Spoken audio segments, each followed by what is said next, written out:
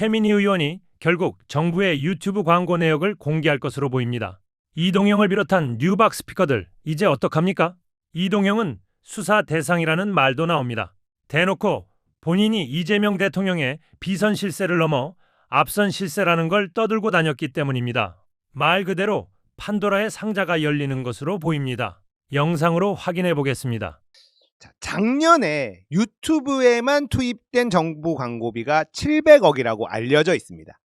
2025년에. 자, 그러면 2026년도에 얼마나 흘러들어갔는지 알지 못해요. 아직까지 모릅니다. 예년만큼 유튜브로 흘러들어갔으면 지금 한 300억 정도가 들어갔을 것이고, 아니면 더 들어갔을 수도 있죠. 그래서 1억 이상은 정보 공개를 한다. 1억 이상 투입된 곳은 어떻게 쓰였는지 정보 공개 청구를 해놨다, 이렇게 얘기하는데, 왜 1억 이상만 하느냐라고 하는데 1억 이상 정도만 해도 충분히 걸러질 겁니다. 거기서 나오면은 1억 이하도 조사해 봐야 된다라고 이제 이야기가 나올 가능성이 있고요. 그러니까 일단 한 걸음 시작하는 게 중요하다라는 겁니다. 역시 최민희죠. 뉴 이재명 친석계 유튜버들 괜찮겠어? 문조 털래요 외치면서 자리 하나씩 차지한 사람들 괜찮겠어? 이동영은 괜찮을까? 오창석은 괜찮을까? 천재 얼굴님 감사합니다. 이게 밝혀지면요, 정말 판도라의 상자가 열리는 겁니다. 만약에 뉴 이재명 유튜브 채널이 정부 광고비를 받았다면요, 정말 심각한 사태가 될 겁니다. 정부 광고비 받을 수 있어요. 시청률 잘 나오고 우리 진영 채널이야. 그런 채널에 정부가 광고비를 쓰는 것이 뭐가 문제입니까? 오히려 권장해야 될 일이죠. 문제는 이 채널들에서 정부 정책을 홍보하는 걸 본 적이 없다는 거예요. 예전에 슈카월드 채널, 거기에서 정부 정책 홍보하는 방송을 만든 적이 있습니다. 그러니까 그건 정부가 돈을 주고 홍보를 맡긴 거죠. 그럼 문제가 되질 않아요. 근데 뉴 이재명 채널에서 정부 정책에 대한 홍보를 본 적이 있습니까? 없거든요. 오로지 문조 털래유 공격만 했을 뿐이잖아요. 이게 문제가 될 수밖에 없다는 겁니다.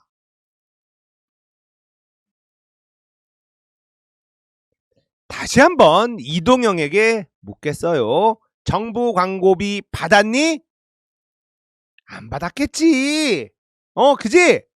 그럼 안 받았다고 말해주면 되잖아. 그럼 안 받았다고 말해주면 되잖아. 문조 털래유를 외치면서 혐오를 퍼뜨리는 인간들이 진보 진영에 탈을 쓰고 있다는 게 너무너무 힘든데요. 이들이 만약에 정부에서 돈까지 받았다면 진보 진영에 올 데미지는 상상을 초월할 겁니다. 도덕성을 강조해온 진보 진영이 돈으로 유튜버들을 길들였다. 이 사실을 받아들일 수 있을까요? 윤석열이 했던 짓과 똑같은 짓을 우리도 했다. 그것도 내부 갈라치기를 위해서 문조 털래유를 외치면 상을 줬다. 이런 결과가 나오면요, 진짜 난리 나는 겁니다. 사실이 아니길 바랍니다. 진심으로요. 이거 국회 차원에서 낱낱이 사실을, 진상을 밝힐 수 있을까요? 저는 쉽지 않다고 생각합니다. 이게 드러나면 정권 차원의 위기가 올 수밖에 없어요. 그래서 우리는 이동영과 그 세력들에게 끊임없이 물어야 합니다. 정부 광고비 받았니? 대답할 때까지 물어봐야 돼요. 이동영, 김용민 목사, 이상호 기자, 오마이뉴스, 경향, 한겨레, 한국일보 등등 있죠. 반드시 답해야 됩니다. 만약에 돈 받고 문조털레유를 공격했다면 이 정권을 위험하게 만든 인간이 되는 거예요. 그래서 우리는 계속 물어야 합니다. 정부 광고비 받았니?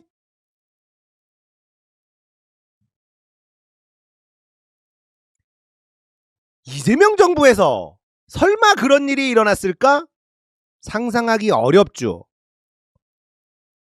하지만 이들의 행태가 너무나 조직적이에요. 마치 누군가의 지시에 의해서 움직이는 것처럼 느껴지는 대목이 한두 군데가 아닙니다. 대표적인 사례는요. 서울시장 선거 패배 분석이에요. 정민철이라는 친구가 정원호 시장이 패배한 이유가 유시민 정청래와 함께 아지오 행사장에 간 것이다. 이렇게 분석을 하더라고. 듣는 순간 진짜 황당했거든요. 야, 저게 패배의 원인이라고?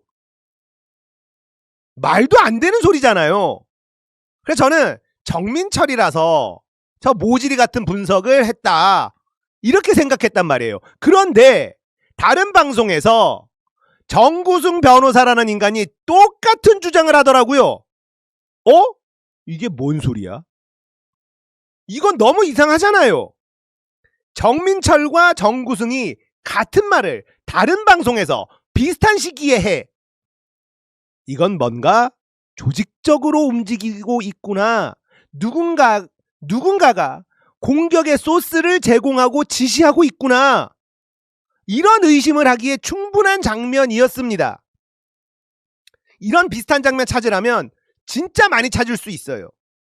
황당한 주장을 동시에 다른 사람들이 합니다. 마치 짠 것처럼. 그리고 그 사람들은 모두 문조털레유를 공격하던 사람들이더라. 의심을 사기에 충분하죠. 자, 이런 의심을 방치하면요, 이재명 정부에 굉장한 부담이 됩니다. 그래서 이건 빨리 조치해서 의심을 해소시켜야만 합니다. 이재명만 외치는 유튜버들, 문조털레유 혐오 조장하는 유튜버들 반드시 스스로 밝혀야 돼요. 정부 광고비 안 받았다. 분명하게 선언해야 되는 겁니다. 아무 대답 없이 뭉개고 있으면요, 이재명 대통령에게 엄청난 부담을 주는 거예요. 그렇게 이재명을 위한다는 사람들이 그런 짓을 하지는 않을 거라고 믿습니다. 이상한 말 쓰는 사람이 왜 여기에만 나오고 여기는 안 나오지? 골치 아프네.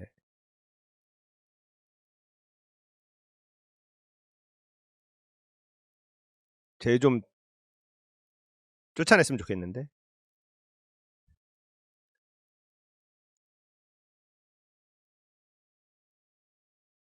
자, 그렇게 이재명을 위해서 하는 소리야 라고 주장하는 인간들이요, 이재명 대통령에게 엄청난 부담을 주는 짓을 하지 않을 거라고 믿습니다.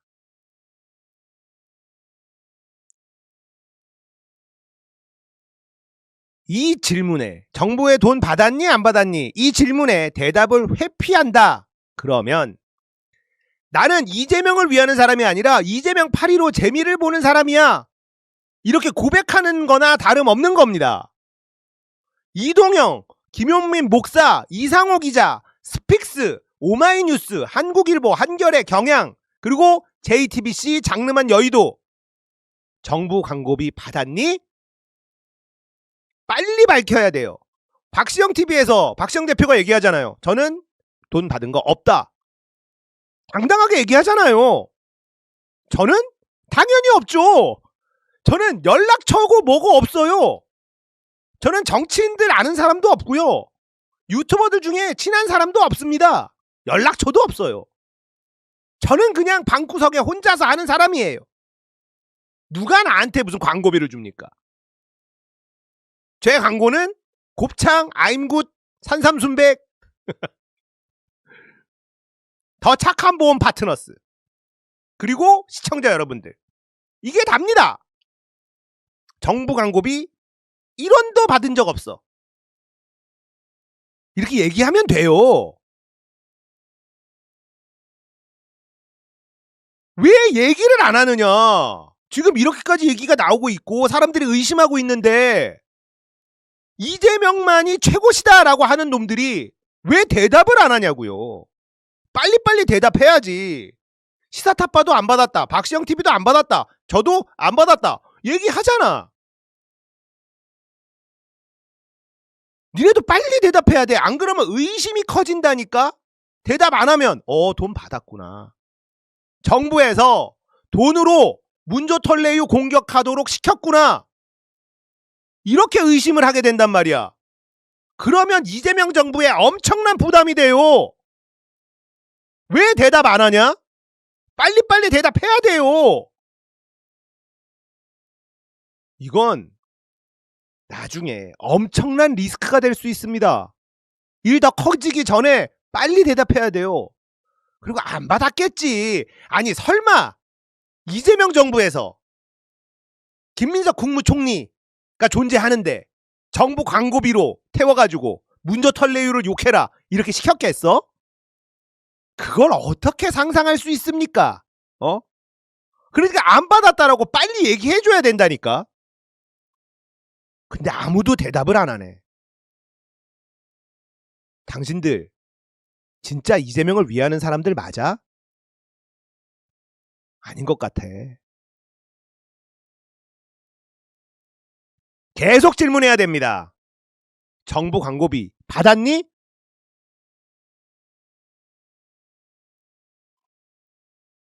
아무도 대답을 안 한다.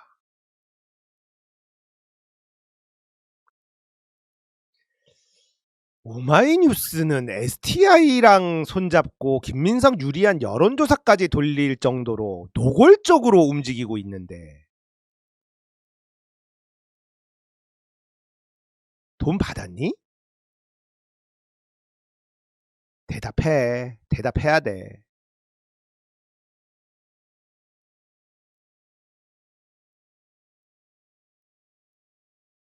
총리가 그렇게 엄청난 인사권을 휘두를 수 있는 자리인가요? 총리가 지명할 수 있는 일자리가 굉장히 많습니다. 네.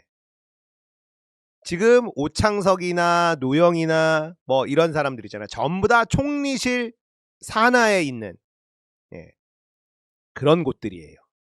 그러니까 총리의 말 한마디면 뭐 비상임 이사 정도는 우습게 갈 수 있죠. 사실은 엄청난 자리도 아니긴 하잖아요. 그냥 꿀자리지. 꿀자리. 일 열심히 안 해도 되고 출근 안 해도 되고 회의 가서 거수기만 하면 1년에 한 3천만 원 정도. 나쁘지 않은 거죠. 사회이사나 비상임 이사 이런 데가 꿀이에요. 노무현재단 이사는 무급입니다. 그런데 캠코의 비상임 이사 유급이에요. 자문도 안 해요. 무슨 자문을 합니까? 회의 있다 가면 가서 손 들고 오면 끝입니다. 그리고 한 달에 한 200 얼마씩 나오는 거예요. 얼마나 좋아.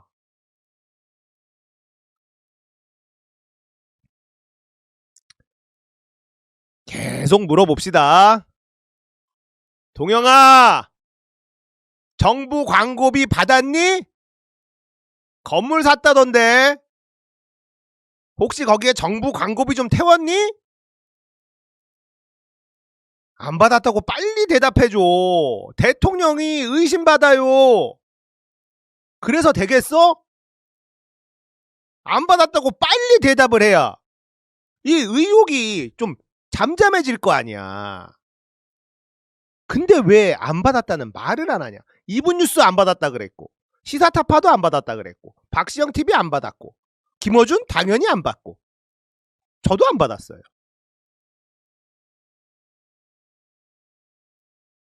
안 받았다는 말을 왜 못하는 거야? 아, 대통령 위하는 놈들 맞아? 아니, 사람들이 이런 의심을 하고 있는 게 대통령에게 얼마나 위험해. 빨리 해소를 시켜줘야지.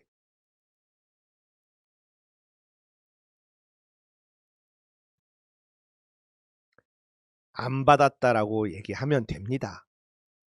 나는 정부 광고비 10원도 받은 거 없다. 이렇게 얘기하면 돼요. 자, 보세요. 이제 우리가 구독 버튼이 아직 남아있는 채널들 받았는지 안 받았는지에 대해서 아마 빠르게 얘기가 나올 겁니다.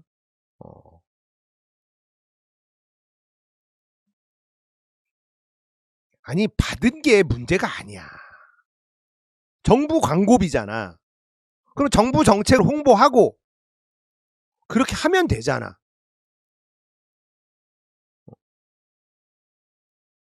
송작가 TV도 안 받았다고 얘기했나요? 그렇다니까. 안 받은 사람들은 빠르게 안 받았다고 얘기를 해요. J컴퍼니랑 뭐 시사급발진 여기도 안 받았다라고 빨리 대답해야 돼요. 빨리 대답해야 돼요.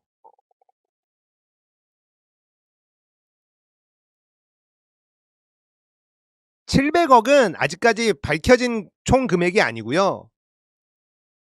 작년에 유튜브에 집행된 광고비가 700억이었어요. 2025년도에. 그러니까 윤석열 정부와 이재명 정부 합쳐서 700억이라는 겁니다. 그러니까 2025년부터 이재명 정부 때도 유튜브로는 돈이 들어갔다. 2026년만 딱 떼놓고 보자고요. 그게 6월 지금 현재까지 700억이진 않겠죠. 그래도 한 2, 300억은 될 거 아닙니까? 아니면 더 됐을 수도 있고요.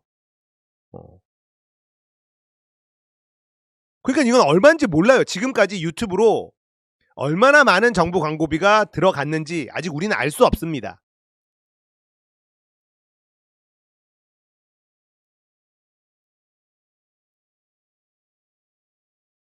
그러니까 이거는 봐야죠.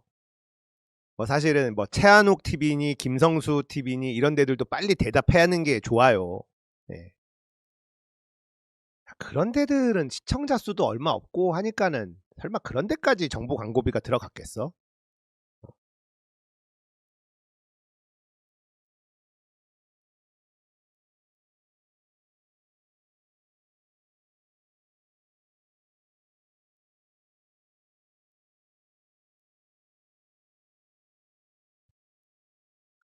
좀 봐야죠. 네. 빨리 대답해야 된다, 니들. 대답을 늦출수록 이재명 대통령한테 엄청난 부담을 주는 거야. 그래놓고 니들이 이재명 대통령을 위하는 사람이라고 할 수 있어? 받았으면 진짜 나쁜 놈들인 거고, 받았으면 진짜 나쁜 놈들인 거고, 안 받았으면 빨리 안 받았다고 이야기해야 돼. 대답해야 돼. 알았지? 계속 물어볼 거야. 매일매일 물어볼 거야. 동영아! 정부 광고비 받았니? 대답 좀 해!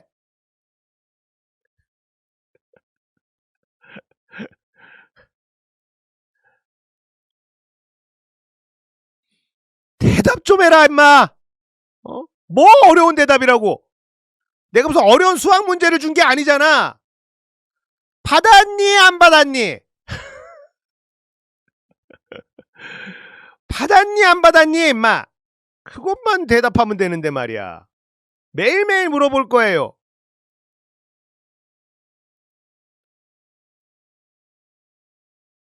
죽을 맛이지 않을까? 안 받았겠지. 안 받았겠지. EQ 채널? 혹시 글로는 뭔가 안 갔나? EQ 채널로는 뭔가 안 갔나? 그렇게 이재명을 열심히 물발하던 EQ가 갑자기 반명으로 돌아서 버렸단 말이야.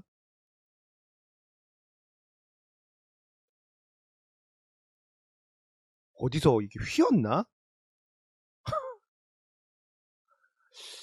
이상하네. 이게 진짜 위험한 거예요. 우리가 이 스포츠의 승부 조작이 정말 최악의 이 죄로 우리 치잖아요. 이게 왜 최악의 죄냐면 승부 조작이 한번 일어나잖아요. 그러면 어떤 상황이 오면 이거 승부 조작 아니야? 이렇게 된다고요. 신뢰를 무너뜨려요. 그러면 그 진영 자체가 완전히 망가집니다. 그래서 지금 이 사안도 그 비슷한 거예요. 정부 광고비가 문조 털레유를 외치고 정청래 악마와 유시민 악마와 김어준 악마와 문재인 악마와 이거 하던 채널에 들어갔다. 이건 이런 의심이 생긴 것만으로도 굉장한 손실입니다. 굉장한 손실이에요. 이 의심은 빨리 해소시켜야 됩니다. 자, 아까 왜 이런 의심을 하는지 제가 그 근거를 설명을 드렸어요. 아무 생각 없이 가짜뉴스로 막 퍼뜨리는 게 아니에요. 대도 않는 가짜뉴스로 뒤집어 씌우는 게 아니라고요. 동시에 말도 안 되는 논리로 다른 사람들이 다른 채널에서 주장을 하더라. 정청래를 공격하기 위해서. 조직적이다. 이런 의심하기 충분한 정황이 있다. 이 말씀을 드렸습니다.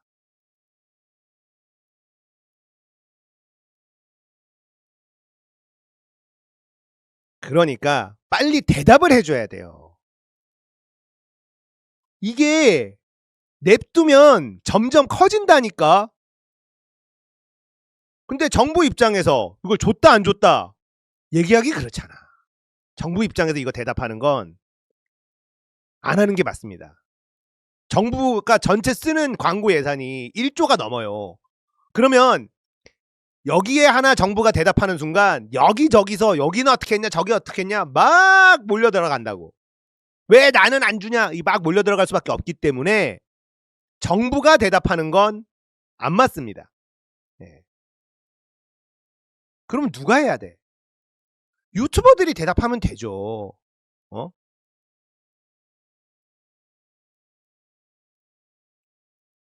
유튜버들이 대답을 빨리 해줘야 돼요. 이동영, 김용민 목사, 이상호 기자, 스픽스, 오마이뉴스, 한국일보, 한겨레, 경향 뭐 요정도. 그리고 장르만 여의도. 여기도 조금 JTBC가 요즘에 굉장히 힘들기 때문에 장르만 여의도 여기도 논조가 조금 거시기니 하죠 요즘에. 정부 광고비 받았니?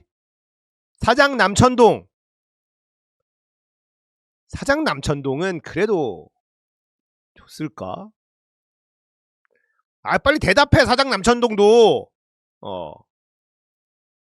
대답하면 되잖아. 대답하면. 대통령님께서 외연 확장을 말씀하시고 당연히 대통령 입장에서 그리고 말씀을 강조하셔야 하는데 이게 잘 안 될 것 같은 거야. 왜냐면 요즘도 게시판에 우리 뭐 이렇게 논의하잖아. 그럼 계속 그 얘기만 나와 게시판에.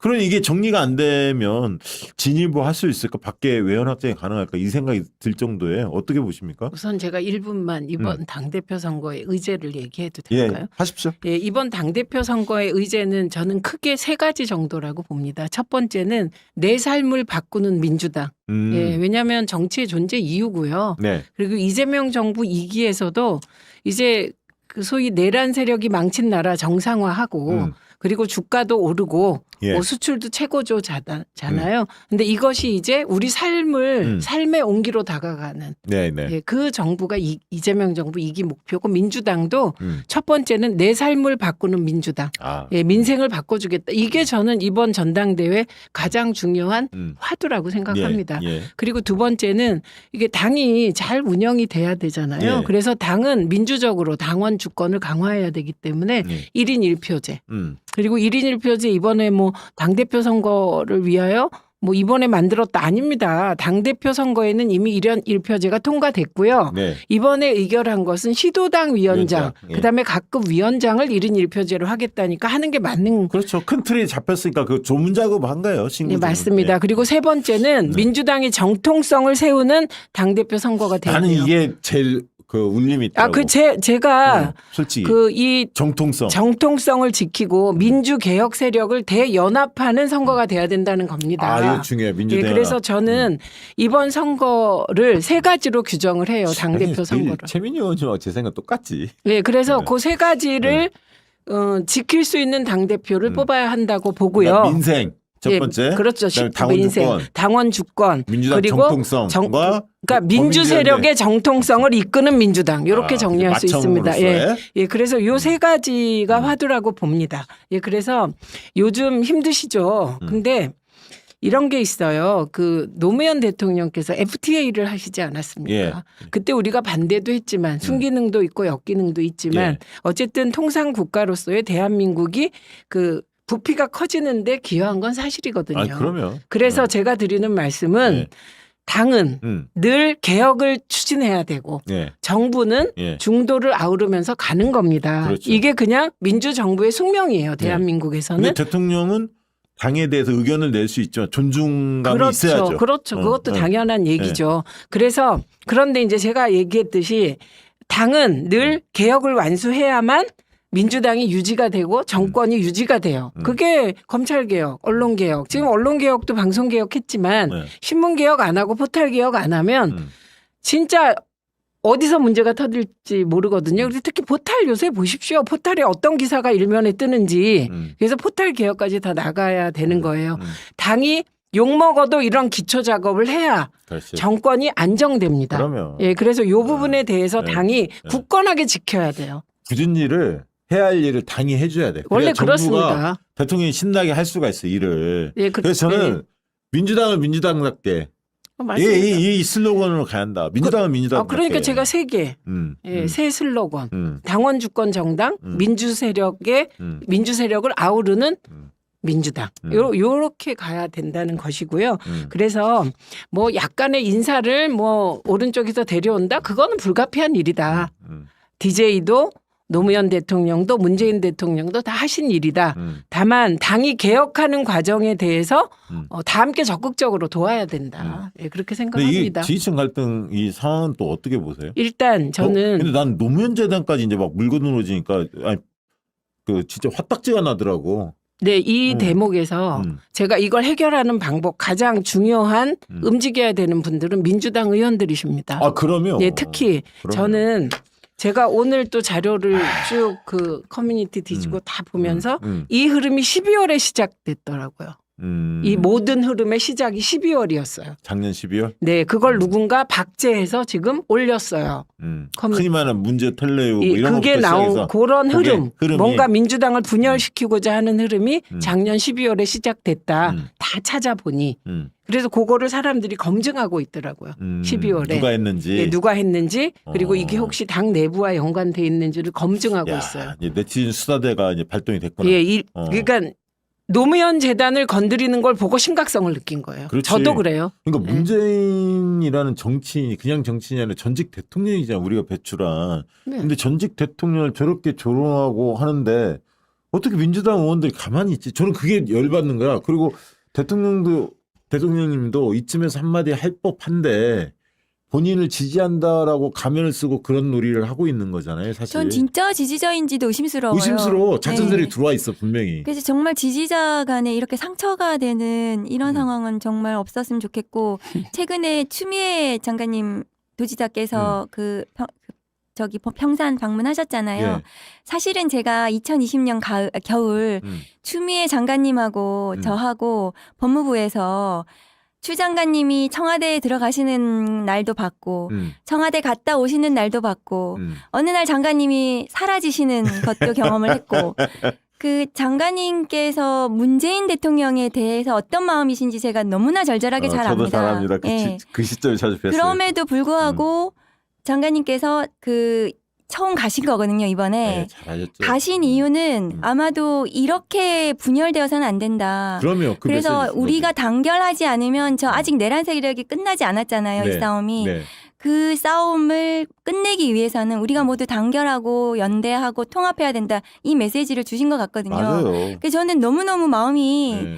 정말 만감이 정말 교차 그렇죠, 있어요. 그렇죠. 추 장관님이 아 평산에 가셨구나. 야, 멋지잖아요. 그 모습을 보고 정말 그 문재인 대통령에 대해서 가지는 마음이 추 장관님하고 저하고 똑같거든요. 네, 네. 그 당시에 저 장관님하고 저하고 둘만 있었습니다. 그 추운 겨울에 장관이 어떤 표현 하셨냐면 호랑이 우리에 네. 넣어놓고 아무도 도와주지 않는 상황이다. 이렇게 말씀하셨어요. 그러니까 그럼에도 불구하고 이번에 그렇게 가신 건 최민희 의원님도 같이 가셨잖아요. 최민희 의원님 꼬셨지. 정말 아닙니다. 잘하셨지, 아닙니다. 정말 그 메시지가 아닙니다. 있다. 네. 이렇게 지지자들이 이렇게 돼서는 안 되고 우리가 모두 아직은 통합하고 연대하고 하나로 똘똘 뭉쳐야 된다. 네. 아니 그렇게 그리고 생각합니다. 제가 네. 그 얘기 드리고 싶은 게 문재인 대통령 노무현재단 뭐 노무현 대통령 욕하는 사람도 보니까 진짜 그래서 어떻게 보면 아까 정통성 얘기했는데 우리에게 민주당에게 노무현 민주당에게 문재인은 어떤 존재인 이거를 전당대에서 주요하게 다루게 될 줄은 꿈도 못 꿨어요. 솔직한 얘기로. 너무 당연한 얘기인데. 충격적인 예. 상황이에요. 지금 상황이. 근데 여러분 이렇게 지금 저는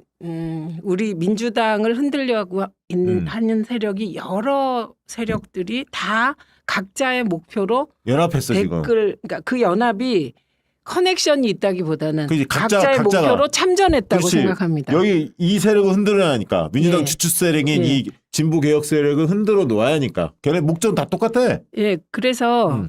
이제 민주당의 역사가 사실은 민주당이 주류가 되는 역사의 시작이 DJ로부터 시작되잖아요. 그렇죠. 그래서 DJ가 민주당의 그 말하자면 정권 교체 시원이고 그리고 그때 이 정권 교체를 할 때 DJ는 DJP 연대로 하셨어요. 그렇죠. 그러니까 그 우리 힘만으로는 할 수 없는데 네. 정말 DJ가 신적인 정치적 그 역량을 발휘해서 한 정권 교체잖아요. 예. 그래서 몇 가지 제도를 만드셨습니다. 그 제도 중에 하나가 부패방지위원회, 그 지금 소위 방송통신위원회, 그다음에 인권위원회 이런 민주적 제도의 기초가 되는 게 그때 이루어졌어요. 네, 그리고 그때 문민 소위 국방부를 문민화하자 그때부터 논의가 나오기 시작해요. 맞아요. 나왔어요. 초석을 다졌다면 그 위에서 노무현 대통령이 그거를 이제 현실에서 작동시키려고 노력하신 거잖아요. 그렇죠. 그러다 보니 권위주의의 벽에 부닥쳐서 권위주의를 청산하자. 그런데 노무현 대통령님이 왜 중요하냐면 우리가 그 기득권 세력의 저항에 무너져서 530만 표로 정동영 후보가 이명박한테 져요. 예. 그래서 우리가 쌓아온 그 민주적인 제도가 무너질 뻔한 위기에 처한 거예요. 네. 그리고 그 검찰력을 동원해서 노무현 대통령님을 온 가족을 사실은 도륙했죠. 그 시작이 노무현 대통령이거든요. 예. 경찰의 예. 그 예. 탄압이. 예. 그때 이 잘못하면 우리 쪽이 무너지게 생겼으니까 온몸을 바쳐서 진보를 지키신 거거든요. 그렇죠. 그래서 민주당이 살아났어요. 그때. 2010년에. 예. 그래서 거꾸로 생각해 보면 예. 그 노무현 정신을 흔든다는 것은 민주당의 뿌리를 다 흔들어 버리겠다는 것이고 예. 그래서 그 뿌리를 흔드는데 동의하는 세력들이 누구겠어요. 그렇죠. 저쪽 놈들. 저는 일베 그리고 댓글 부대라고 생각합니다. 그러면. 예, 그런데 이 흐름이 그냥 댓글 부대만 있는 게 아니라 이론적으로 공격을 하잖아요. 그게 되게 아쉬운 게 유시민 이사장 전 이사장에 대하여 공개적으로 공격하면 하는 것이 말도 안 되지만 그것도 그 개인의 공격으로 끝나는 게 아니라 재단을 흔들게 되는 것이거든요. 재단을 지금까지 키운 장본인이 누군데 우리 깨어있는 시민들 그리고 유시민 이사장이 정점이죠. 헌신을 했죠. 그러면서 재단이 이만큼 큰 거 아닙니까? 그리고 유시민은 그 자체가 브랜드라 그렇지. 무슨 노무현 노무현 재단을 안 팔아도- 통해서 홍보할 필요가 없는 그럼. 분이시거든요. 그런데 그렇게 흔들면서 지금 제일 좋아할 건 과거의 댓글 부대와 일베들이 맞아요. 지금 노무현 재단을 마구 흔들고 있거든요. 맞습니다. 그리고 문재인 대통령께서 그래서 그 진정성, 노무현 대통령의 진정성으로 대중이 민주당을 다시 일으켜 세워준 거 아닙니까? 맞아요. 그리고 그다음에 문재인 대통령께서 지금 다 잊으셨는데요. 문재인 대통령은 코로나19를 세계적으로 진짜 가장 모험적으로 그래서 극복했다. K 방역이라는 그럼. 말이 나올 정도였고요. 그다음에 남북 관계 진전을 위해서 지금 이재명 대통령이 하시려고 하는 것의 토대, 그러니까 균형 외교를 넘어서 이익 외교로 가는 토대를 문재인 대통령 때 만드신 거예요. 맞아요. 그러니까 과도 있죠. 공이 훨씬 많은 대통령이고요. 그리고 지지율이 45% 정도로 그만두신 맞아요. 그렇게 정말 됐었죠. 보기 힘든. 그리고 다만 우리가 아쉬워하죠. 윤석열을 왜 그때 탁 치지 않으셨을까. 그거 아쉽지만 그런 여러 업적이 있는 대통령을 이렇게 흔들 수가 있습니까? 그러니까요. 그런데 이 토대 위에서 노무현 대통령, 문재인 대통령 이렇게 공든탑을 쌓아 오셨는데 이걸 가지고 이제 이재명 대통령이 대전환을 하겠다는 거잖아요. 그래서 저는 정말 이재명 대통령이 새 시대의 맞이가 되도록 이 DJ 그다음에 노무현 대통령, 문재인 대통령이 이렇게 차곡차곡 쌓아와서 진짜 노무현 대통령은 구시대의 막내라고 한탄하셨지만 새로운 길을 여셨다 이렇게 생각해요. 여기서 하나라도 빠지면 안 되잖아요. 이어달리게 하는 거예요. 네, 그래서요. 네. 저는 왜 우리 당의 의원들이 목소리 안 내냐고? 왜 민주당이 배출한 자랑스러운 네. 대통령이 이렇게 모욕당해도 다 같이 목소리를 안 내는지. 그러니까. 저는 이 다 같이가 중요해요. 다 같이 목소리를 내면 나는 진짜 흔들리지 너무 침묵하는 거 않습니다. 보면서 깜짝 놀랐어요. 그래서 솔직히 같이 목소리를 내주셨으면 좋겠어요. 그 친명 의원이라고 자처하는 분들도 앞장서셔야 합니다. 이재명 대통령을 위해서도 앞장서야 돼요. 문재인 대통령 혐오하는 세력들한테 일침을 가야 하고 그리고 조국 대표가 그렇게 혐오 대상이 되는 게 맞습니까? 민주당 지지자들 지난 대선에서 이재명 정권 창출하기 위해서 조국 혁신당의 조국 대표, 진보당의 김재현 대표 이런 분들이 얼마나 헌신적으로 노력했습니까? 두 당에 대해서 선거 때 경쟁하더라도 연대의식 가져야 돼. 그래서 아까 민주당이 마청 노릇하면서 범민주 세력의 연대와 통합을 어떻게 할 건지 이거 없이 차기 총선, 차기 대선 우리가 정권 재창출할 수 있습니까? 제가 그래서 울산시장 선거 결과를 이렇게 갖고 다닙니다. 울산시장이요. 예. 제가 예. 울산은요. 울산. 울산 이럴 때 울산 좀 띄워주십시오. 울산. 네. 울산. 예. 지금 저기 보면 민주당 비례 득표율이 42.46이죠. 그런데 김상욱 후보가 48.73을 받습니다. 그런데 내려와 보시면 조국 혁신당이 2.59%를 받아요. 비례대표 네. 득표율. 개혁신당 2.2인데 진보당이 5.05를 받습니다. 네. 그 진보당과 조국 혁신당 후보가 나왔다면 7.84%를 뺏기게 되는 거예요. 우리가 그러면. 단순 계산해도. 네. 그런데 김종훈 후보 진보당의 이분은 더 많이 받을 뿐이기 때문에 네. 10% 정도 빠지면 38.73이죠. 그렇죠. 못 이겨요. 못 이기죠. 그리고 저기 이제 김종훈 후보만 아시는데 황명필 후보가 있었어요. 우리 조국 혁신당에. 시당위원장이죠. 예, 근데 그분이 그냥 조건 없이 음. 양보했어요. 우리 또 노사모 멤버입니다. 네, 그래서 그 양보로 꼽힌 게 울산시장 맞아요. 후보가 네. 당선된 건데요. 또 여기 뭐가 있냐면 김상욱 후보의 지역구를 우리가 뺏겼어요. 네. 그러면 이거를 평가할 때 그 김상욱 후보 지역구가 되게 어려운 지역구인데 남구죠. 그걸 남구. 뺏겼다 그래서 뺏겼으니까 화만 내고 사실 울산시장 김상욱 후보가 안 나왔으면 졌을 거예요. 또 울산시장 가져온 건 왜 생각 안 하시냐고. 그렇죠. 예. 그래서 제가 그래서 이런 경우 아무리 박하게 봐도 절반의 승리인데 왜 그러시냐 이러고 다니는 거죠. 그거는 정청래 책임론을 넘어 퇴진해야 한다. 얘는 퇴진 압박이 전당대회가 없었으면 이 선거평가를 그렇게 하는 사람이 없죠. 근데 다들 전당대회를 머릿속에 두고 있기 때문에 정청래 때리기 일환으로 선거 결과도 박하게 이야기하는 거예요. 그러니까 승리는 승리 분명히 맞고 아쉽죠. 흡족하지 않죠. 이것은 사실이에요. 그리고 정청래 대표가 책임질 부분도 있어요. 그러나 후보 책임도 있고 전체적으로 당을 흔들려는 세력들이 있었어요. 하나가 되지 못했어요. 여러 가지 평가할 대목이 굉장히 많은데 그걸 정청래 대표 책임으로 몰아가는 그거는 순수하지 않다. 온당치 않다는 거를 지금 이제 통계자를 통해서 우리 오채민 의원님이 입증을 해주고 있는 겁니다. 예, 그래서 아마도 곧 당 차원에서 요거보다 조금 세부적인 자료가 필요해요. 그리고 제가 이번 선거 과정에서 가장 코미디 20, 30대 출구조사 결과가 틀렸다는 틀렸죠. 거. 그거 이제 그런데 그걸 가지고 아직도 얘기하는 사람들이 있어요. 틀린 통계를 가지고. 한국리서치가 공개적으로 그 보도자료도 냈고 네. 방송사도 다 인정을 했죠. 자기들 잘못했다고. 네. 그러니까 성연령 계층에 있어 특히 20, 30대 여성들 완전히 틀렸고요. 나머지 계층들도 다 틀렸습니다. 그러니까 네 군데 한국리서치가 개표를 그러니까 출구조사를 담당했던 서울, 대구 뭐 이런 네 군데가 있었어요. 거기 다 다 틀렸고요. 틀렸죠. 예. 제가 정말 이상했던 게 제가 그때 그 경기도지사 제 총무본부장을 해서 예. 또 사실 추미애 대표가 완전 모범 답안이었거든요. 네. 후보 경쟁력 있지. 캠프가 그렇게 안정될 수가 없어요. 잡음이 없었잖아요. 예, 하나도 없어요. 그다음에 그 이재명 대통령 마케팅을 일관되게 했어요. 그렇죠. 같이 가겠다. 그러니까 삼박자 트리오가 돼서 15% 계속 여론조사에서 15 내지 20% 이겼거든요. 그리고 15% 이기셨어요. 근데 이거를 누구더라? 어떤 평론가가 아주 신승했다고 그래서 제가 15%가 신승입니까? 이렇게 앞에다 대놓고 얘기를 했죠. 15%입니다. 15% 이렇게. 그래서 그때 30대 관련된 자료를 우리가 갖고 있었어요. 그런데 변화가 없었어요. 전통적으로. 20, 30대 그 여성들의 우리 지지가 그냥 우리 지지하던 프로테이지였거든요. 예. 그런데 왜 서울만 이럴까? 그러니까 경기도는 안 그런데 왜 서울만 네, 그러지? 그리고 실제로는 본조사, 사전투표 출구조사를 다 이렇게 프로테이지해서 보면 추미애 대표는 남성에서도 다 이겼어요. 20, 30대. 예. 그래서 그럼 이게 부동산 때문에 서울의 30대 여성이 등을 돌렸나?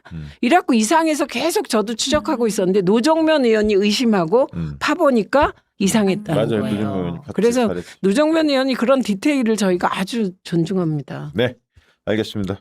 그 민주당 통합과 연대, 민주당과 조국혁신당 그리고 나머지 진보당이나 이런 어떤 민주 진보 진영의 연대와 통합이 이번에 아마 민주당 전당대회에서 굉장히 중요한 화두가 아닐까. 그게 이제 네. 각 후보들이 그 부분에 대한 각자의 견해를 다 밝혀야 하는 거고 또 조국혁신당도 조국혁신당 나름대로 이제 논의가 이루어질 텐데 새 원내대표가 이제 김재영 의원이 되셨기 때문에 오늘 뭐 한 말씀 하시긴 했습니다. 그게 뭐 네. 정치공학으로 흘러서는 안 된다 이 말씀도 하셨고 진심으로 총선을 앞두고 어떻게 할 건지를 민주당 각 전당대에 나서는 후보들이 밝혀야 돼 자기 생각. 다 밝혀야 돼요. 민주당 예. 의원들이 다 정리를 하셔야 예, 되는데 예. 저는 총선 전에 합당하지 않으면 큰일 납니다. 저는 큰일 나죠. 뭐 저희 지역구의 경우도 늘 조심해야 되지만 1000표 내외로 이긴 지역구. 아니 그러면. 그러니까 그게 네. 딱 2, 3% 차거든요. 예. 그래서 거기가 40군데였어요. 이게 누가 한 거냐면 저쪽에서 부정선거 프레임을 만들면서 수도권에 소위 1000표 내외로 이긴 지역구를 한 40군데 잡아갖고 부정선거라고 난리친 적이 있거든요. 네. 예, 그런 지역구들은 위험해진다고. 네. 일단은 이제 저도 한 말씀 드리면은 그 합당과 관련해서는 물론 이제 당대당에 앞으로 뭐 공식적인 논의를 하게 될지는 모르겠지만 민주 진보 진영 시민들의 의견이 충분히 수렴이 될 수 있는 그런 어쨌든 그 통합과 연대가 돼야 되는 것 같습니다. 그래서 진짜로 모두가 이렇게 그 완전히 통합하는 네. 뭐 그 합당을 안 하더라도 연대할 수 있는 그래야지 다음에 총선과 대선에서 승리할 수 있다. 저는 그렇게 생각합니다. 그러니까 첫째는 난 존중감이 있어야 한다고 봐. 존중감이. 그 우리가 내란의 강을 같이 건너왔는데 그 광화문에서 같이 손잡고 야오당 원탁회의도 하면서 끈끈하게 뭉쳐서 여기까지 온 거 아닙니까? 근데 경쟁할 때 경쟁하더라도 동지거든. 그래서 이 부분들이 민주당 의원들이 이 조국혁신당이나 진보당을 바라보는 시각 자체가 존중감이 없으면 안 된다고 봐요. 그 최근에 백낙청 선생님께서 방송국에 나와서 하신 말씀이 있어요. 촛불 연대로 집권했다. 그렇죠. 그럼 촛불 연대가 민주당의 집권을 위한 연대느냐? 그거는 촛불 연대 요구는 그거보다 공정한 사회에 있었거든요. 그렇죠. 사회 대개혁. 예, 사회 대개혁. 예. 그래서 이 부분에 대해서 계속 생각하지 않으면 예를 들면 합당이든 연대든 정신이 있어야 되는 거잖아요. 그렇죠. 예, 근데 어렵다. 그래서 민주당이 좀 시야를 넓혀야 된다. 네, 그리고 네. 의원들이 조금 많은 생각을 해야 된다고 하셨어요. 전적으로 맞다고 보고 네. 다만 지금 통합이나 연대냐라고 말씀하셨잖아요. 이게 차라리 대선 연대는 쉽습니다. 아, 통합해야 돼요. 근데 연대 안 돼. 여기 총선 때. 12 거기 네. 이제 산술적으로 계산하면 12석이잖아요. 네. 12군데 연대 진짜 어려워요. 어려워요. 네, 저희가 그거 성공한 쉽지 적이 없어요. 네, 그 없어요. 통진당하고도 해봤지만 네. 그것 때문에 저희가 2012년에 지거든요. 네. 하나로 뭉쳐야 하고요. 저는 그렇게 봅니다. 저는- 뭉칠 수 있는 데는 다 뭉쳐야 돼. 이겨서 뭔가 더 사회 대개혁을 진전하려면 통합해야 한다. 민주당 당원들 얼마 전에 그 조상을 봤더니 민주당 당원들 지지자들은 한 5대3 정도로 통합 찬성이 높더라고요. 조국혁신당과의 통합이. 최근 여론조사. 아마 조국혁신당은 조금 더 높을 것 예, 예. 같은데요. 저는 이제 개인적으로 이렇게 개인적인 의견을 잠깐 말씀드리면 저는 제가 제 3당이어가지고 사실은 조금 더 나았던 게 뭐냐면 민주당이었으면 저는 법사위 못 들어갔을 거예요. 그래서 이제 사실은 그 제가 정치를 하게 된 두 가지 이유가 뭐냐면 하나는 윤석열 끌어내리는 거랑 두 번째는 너무나 소중한 대선 후보 이재명을 지키는 것. 그 두 가지가 제 정치적 목표였거든요. 근데 윤석열 끌어내리는 거 이제 탄핵을 했는데 그 대선 후보 이재명 지키는 것은 민주당은 약간 당사자성이 있어요. 그렇죠. 민주당은. 근데 네. 제가 제 3당 다른 당이니까 아, 더 시원하게. 굉장히 쉬웠어요. 네. 그게 더 수월했거든요. 수월했죠. 예. 네. 그래서 그런 그- 면은 있죠. 그런 면이 분명히. 있었어요. 예, 그래서 예. 그래 굉장히 저는 그게 제 3당이어서 그게 이제 세빙선의 역할이었던 것 음. 같고요. 그래서 더 좋았고 당장 이제 합당 논의가 되면은 뭐 저는 당연히 이제 공식적으로 따르겠지만 그것이 어렵더라도 지금 단계에서도 지금 제가 이제 걱정되는 게 뭐냐 하면 지금 검찰이 이제 내년에 되면 중수청하고 이제 출범하고 하면 이제 수사를 할 텐데 국민의힘 수사하겠습니까? 그렇죠. 정권 수사하죠. 그렇게 되면은 이게 지금 중수청이나 공소청이나 이게 자리 잡을 때까지 제가 약간 좀 떨어져서 제3자성을 가지고 민주당은 아. 당사자니까